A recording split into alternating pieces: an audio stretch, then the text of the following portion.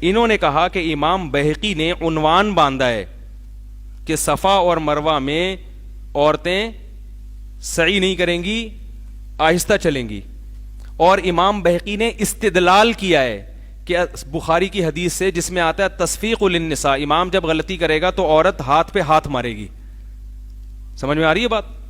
اس سے امام بہقی نے باقاعدہ دلیل پکڑی ہے کہ حج میں بھی عورت کیا کرے گی، صفا مروہ میں یا تو رمل کے بارے میں رمل نہیں کرے گی یا سعی نہیں کرے گی. تو اس سے امام بہقی نے کیا کر رہا ہے، دلیل پکڑی ہے، اور بڑے زبردست طریقے سے دیکھو امام بہقی نے اس سے استدلال کیا ہے.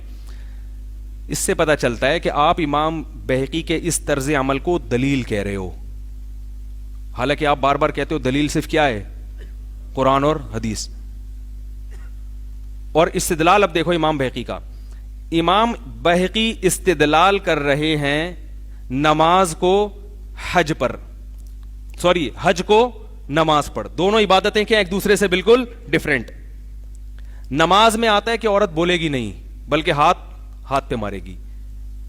اس سے امام بہقی کا استدلال کیسے ہے کہ بھائی دیکھو عورت کو بولنے کی اجازت نہیں ہے، یہ حیا کے کیا ہے، اسی لیے اجازت، حالانکہ عورت کی آواز کا پردہ نہیں ہے، وہ ضرورت کے وقت بات بھی کر سکتی ہے، مرد سے مسائل بھی پوچھ سکتی ہے. تو نماز میں بول نہیں سکتی، امام صاحب غلطی کر رہے ہو اللہ اکبر بول نہیں سکتی.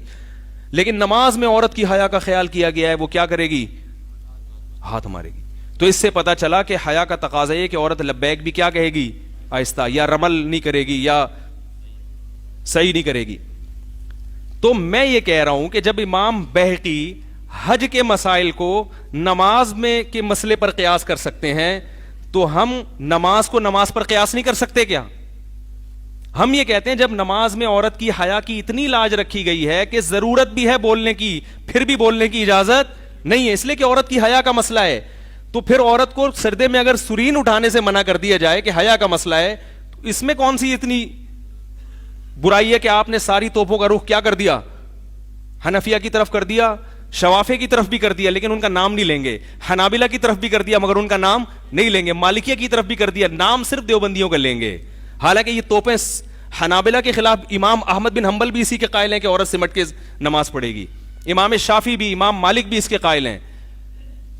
تو سب کے خلاف آپ نے توپوں کا رخ کر دیا. لیکن امام بہقی جو استدلال کر رہے ہیں بہت بعید استدلال ہے، مگر وہ کیا ہے آپ کے بالکل زبردست استدلال کیا انہوں نے. میں سمجھا پا رہا ہوں اپنی بات؟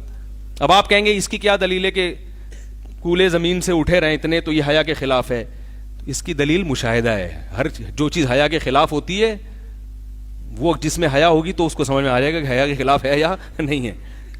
فقہا نے یہ سمجھا ہے، آپ نہیں سمجھ رہے، لیکن فقہا نے کیا سمجھا ہے، یہی سمجھا ہے کہ عورت کی یہ حیا کے کیا ہے، منافی ہے، کہ وہ رمل نہیں کرے، وہ سینہ کڑانا اس موقع پر حیا کے، حالانکہ پردے پڑے ہوئے ہوتے ہیں، پوری ڈھکی بھی ہوتی ہے، پھر بھی مناسب نہیں سمجھ. دوڑے گی صفا اور مروہ کی سعی میں اگر عورت برقعے میں دوڑ لے تو کیا اس میں حرج ہے، لیکن حیا کے کیا ہے، خلاف ہے. اس لیے علماء نے لکھا ہے کہ عورت سمٹ کے سردہ کرے گی، اس لیے کہ حیا کے خلاف ہے، کوئی پردہ کھلنے کا خطرہ ہے اس میں. اور آپ یہ بھی دیکھیں حضرت عائشہ رضی اللہ تعالی عنہا نے جب عورتوں کی امامت کی ہے تو عورتوں کے بالکل بیچ میں کھڑے ہو کے کی ہے، حالانکہ وہ حدیث جانتی تھی، نبی نے فرمایا ایسے نماز پڑھو جیسے مجھے پڑھتے دیکھا. تو پتہ چلا امامت کرنی ہو تو ایسے کراؤ جیسے میں کراتا ہوں، تو آگے کھڑے ہونا چاہیے تھا مگر عورتوں کے بیچ میں. اس سے پتہ چلتا ہے حضرت عائشہ نے اس سے دلال کیا ہے کہ نماز میں عورت کی حیا کی لاج رکھنی ہے تو امام ظاہر نہیں ہونا چاہیے، نمایاں نہیں ہونا چاہیے.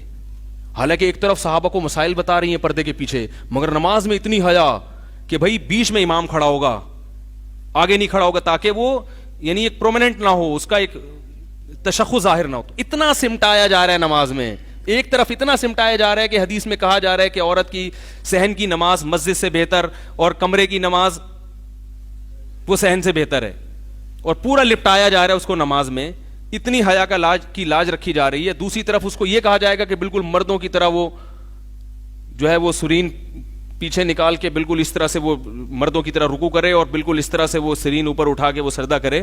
تو یہ تمام فقہا نے یہیں سے استدلال کیا ہے کہ بھائی اس میں عورت کو اپنی حیا کا خیال رکھنا ہے. تو جیسے اس بارے میں نبی کا قول موجود نہیں ہے صفا مروہ کی صحیح میں, تو اسی طرح اس بارے میں بھی نبی کا قول اگر موجود نہ ہو تو یہ ہمارے لیے نقصان دہ نہیں ہے, کیونکہ نبی کے قول کے علاوہ قیاس بھی ایک مستقل دلیل ہے, جس کو آپ نے بھی اعتراف کر لیا امام بہقی کے طریقے سے کہ امام بہقی نے استدلال کیا اس سے, تو اور وہ آپ نے اس کو صحیح مانا استدلال کو.